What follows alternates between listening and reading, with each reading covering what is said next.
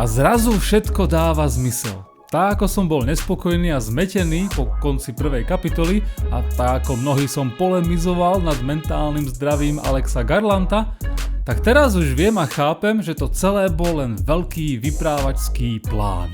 Pre prípad, že ste na tom boli ako ja a zaradili ste Bone Temple do kategórie zbytočný spin-off o cáklom doktorovi, tak teraz nastražte uši.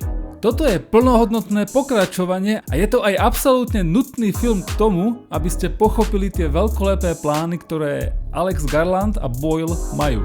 A ako bonus je to aj skvele zrežírovaný, napísaný a zahraný film, kde scenár hrá prvé husle.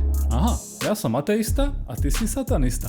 To bola najlepšia konverzácia tohoto filmu a pravdepodobne jedna z najlepších scén, ktoré som za posledné mesiace mohol vo filmoch vidieť. Prvé 28 rokov potom som zaškatulkoval ako intro, ako prequel k niečomu, čo ešte neexistuje. A mal som pravdu. Bolo to intro práve k tomuto filmu a k tým ďalším, čo prídu. A všetko to, čo v prvej kapitole pre mňa nefungovalo, tak tu je napravené. Tie moje výtky, že film mal hromadu postav, ktoré nevyužíval, že rozbiehal dejové linky, ktoré nikam neviedli a aj že používal určité pofidérne režisérske pokusy, to všetko prestalo v druhom pokračovaní existovať. Film má pevný počet postav, ktoré dostanú plnohodnotný dej, plnohodnotný príbeh a záver. A vzhľadom k tomu, že to rozvláčne vysvetľovanie sveta a origin charakterov, ktoré v tomto filme sú, sme si odbili v prvej kapitole, tak tu v tejto druhej už môžeme iba žať, čo sme zasiali. A úroda je to veľká. Príbeh sú dve poviedky, ktoré sa ku konci stretnú, takže nečakajte rozvláčne epické rozprávanie skrz 10 ročia.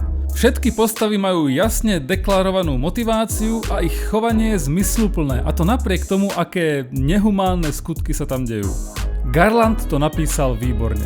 Upozadil nejaké veľké akcie a ťažkopádne efekty a nechal pracovať scenár a tragické príbehy charakterov. Ralph Fiennes je herec mnohých charakterov, každopádne jeho kombinácia s Iron Maiden, tá sa musí zapísať minimálne do top 10. A Alfie Williams je stále neskutočný na 15-ročné tínedžera. A obecne tu nie je jediná postava, ktorá by kazila atmosféru. Všetci to zahrali tak, ako sa očakávalo. Tento film mi spravil obrovskú radosť. Hlavne kvôli tomu, že konečne ukázal, kam celá tá franšíza speje a že sa máme na čo tešiť. To je tá pasáž, v ktorej ten prvý film mierne zlyhal. A tiež preto, že zase raz ukazuje, aké dôležité je, aby fungoval scenár a práca s postavami. Nebol som si vôbec istý, čo bude. Každopádne teraz musím prehlásiť, že im to žeriem aj s navijákom.